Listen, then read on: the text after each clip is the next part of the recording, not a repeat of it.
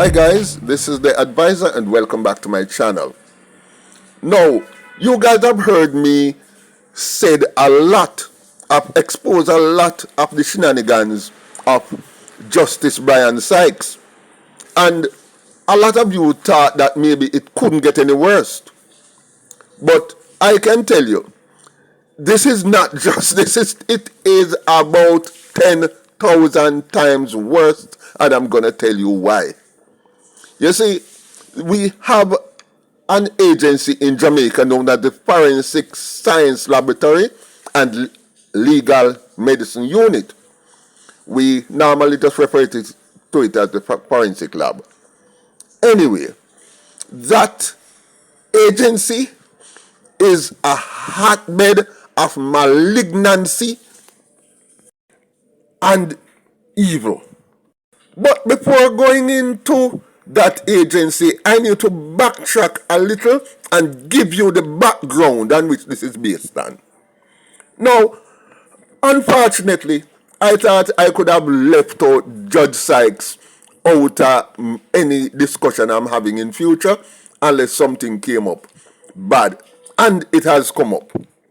You see, on Monday the 9th of October, there was a hearing in the gun court right here in Jamaica. That was last week Monday. Now, on trial was a hoodlum called Michael Smith, a murderer, gun hawk, crime specialist named Michael Smith. Now, I don't know if any of you guys remember last year on October 25th, close to midnight in 2022, where two men attacked a policeman in his yard and he fired shots at them. There was a gunfight and one man was injured and he was found with a shotgun and the other man escaped. Later you might remember that. It was on news and all that. But anyway, that man who was in that incident is the Michael Smith who was on trial last week, Monday. The police evidence shows that this Krasmite, Michael Smith, he was actually shot. He was shot. I think them shoot out one of him eye. The policeman shoot out one of him eye. And him keep the gun and run away with the gun and was found maybe some distance away, maybe about a chain or two away from the incident. I don't think he went more than 100 meters. When he fell, he collapsed and he fell with the gun beside him. Now, his contention here at the trial, because he has been in custody since last year, October, until this year, which is now October.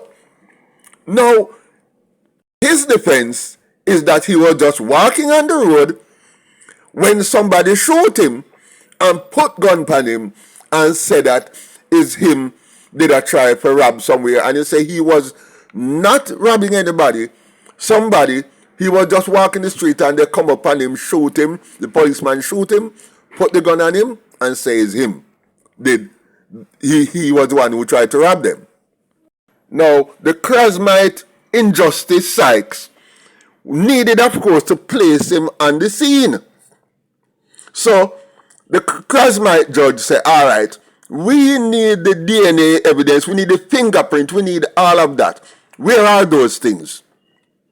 The policeman, the investigative officer, who is the main person in the case, he says that they haven't got the results yet from the crime lab, from the forensic lab. Justice Sykes then decided that, well, okay, well, you have been in here for a year. We have not gotten the forensic results yet. Therefore, I'm going to offer you bail. Now, both the prosecution and the investigative officer protested strongly, vigorously, not to give the man bail. They pointed out that this man was previously on a charge for murder, had been in prison for murder. He actually shot someone with a gun at the age of 15. And at the age of 15, he killed somebody, and that was in 2016. Now, he got a 15-year sentence for that crime at the time. Some people have said that he served 8 years out of that sentence, but I don't see where he served 8 years, because if he was taken into custody from 2016 and was released just in early 2022, in April of 2022, then that means he only served 6 years out of a 15-year sentence for murder. No, does anybody see anything wrong with that picture to begin with? So, having been released in April of 2022, by October of that said year, after only 6 months of freedom, here he is, used a shotgun, tried to rob somebody. And of course, this wasn't the first robbery he committed since he went out. He got out. This is just the first one them catch him pan. Anyway, Injustice Sykes wouldn't hear none of it. He decided that, well, if this man spent a year in jail and all of his forensic results cannot turn up, then this man deserves to get blame. To get bail, sorry. Now, I am kind of ambivalent on this. And I was going to come down on Justice Sykes like a ton of bricks, because you know me and a man there. You don't know how me feel about that man. Although, hard to call him a man. But at the same time, we have to give and take with Justice Sykes, that's all. And here is why I decided to give and take with Justice Sykes on this specific issue. I went and I started to investigate the forensic lab itself to see why, after 12 months, DNA and fingerprint samples cannot come back from the forensic labs. And guess what I found? Stand by.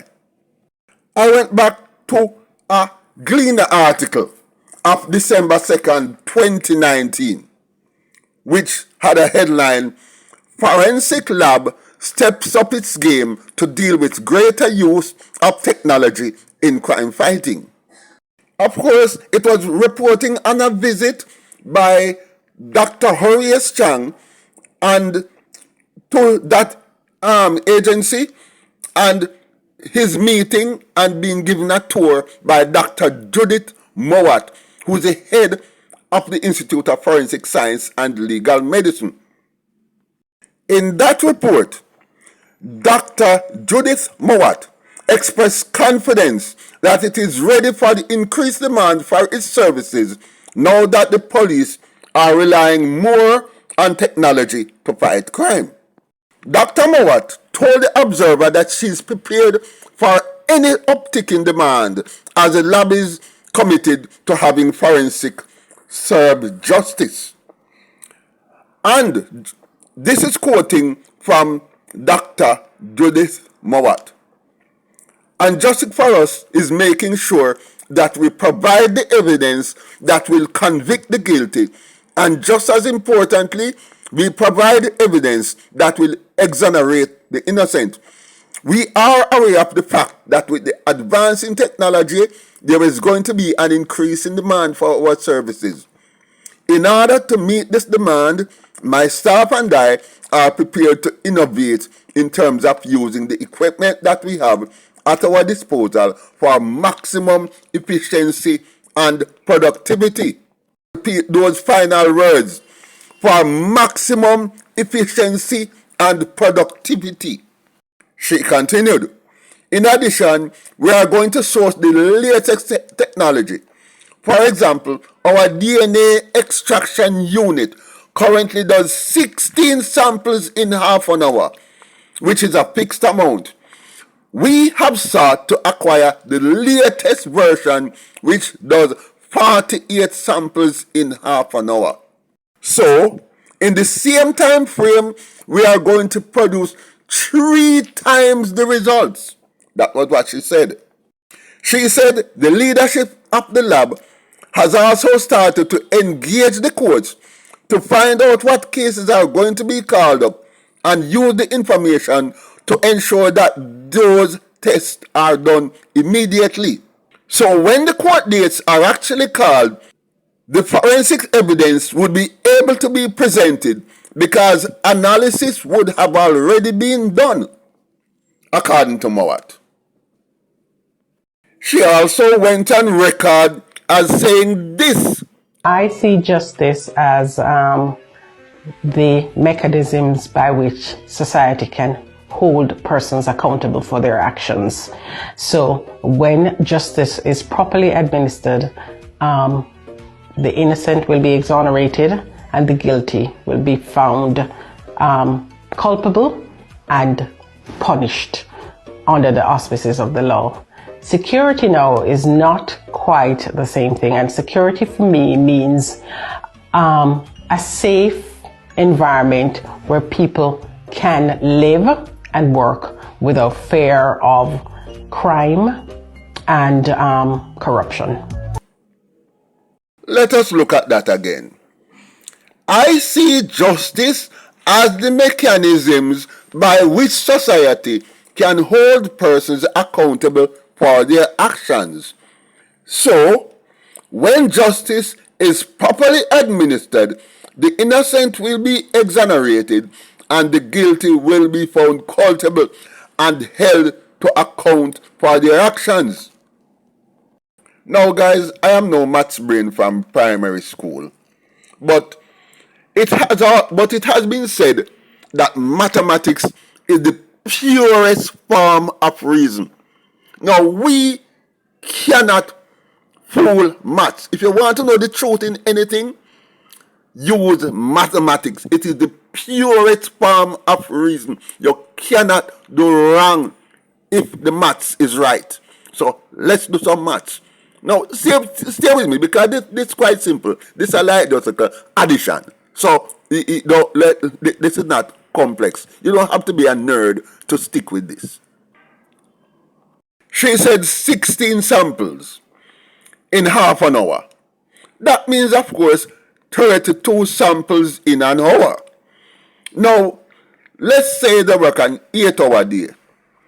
8 hours times 32 samples will be 256 samples per day.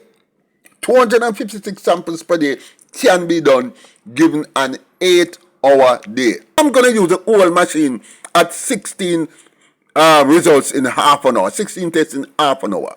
We're not even going, because since 2019 to now, the new machine must come in that can do how much 48 samples an hour. But let's deal with the old machine. We do 32 samples in 1 hour. That would amount on the old machine, that would be 66,560 results in a year. Now, I am learning that there are a backlog of over 9,000 results backed up at the forensic lab. 9,000 odd results, nearly 10,000 results backed up at the forensic lab. What we must look at this behind the background that I have learned that it's roughly an average of 24 samples that come in per day. 24 samples come in per day to the forensic lab island-wide. That's an average. So sometimes it be 30, sometimes it might be 15, sometimes it might be 10, sometimes it might be 5 a day. And you tell me, say, you have an average of 24 samples coming island-wide per day. Your office, in 2019, were capable of doing 32 samples in a 1 hour, which means that you could do more than the average sample that's coming for the day. You could do it in half an hour. So, and you tell me you take 1 year, and can't offer the DNA and fingerprint samples for a court case. Do you know that you had the sample for 1 year? Forensic lab? Dr. Judith Mowat, may I call you out. It has been said that justice delayed is justice denied. But you are the same one who said the leadership of the lab has also started to engage the courts to find out what cases are going to be called up and use that information to ensure that those tests are done immediately. Your words, Dr. Krasmite Mowat. And she continued, so that when the court dates are actually called, the forensic evidence would be able to be presented because the analysis would have already been done. Your words, as reported in the Daily Gleaner, tell me if the Gleaner quote you wrong. What I suspect is going on here is that the forensic lab is working with crooked judges like Sykes to delay certain cases by not doing certain cases because people like Dr. Krasmite Judith Mowat is being paid off to suppress certain cases or give false results or just delay them so that the Krasmite judge can have a loophole on which to offer bail. Dr. Judith Krasmite Mowat, could you tell us, based on the maths that we have outlined in this post, where the Baba saying, rubbish in, rubbish out. Based on the numbers in front of me, you need to tell me which one of the numbers in front of me is wrong. Because when I use the numbers, the established numbers that I have in front of me, based on your mouth and the results that you say you can produce, the following day after you get it, that result should have been handed back to the investigating officer, Judith Mowat.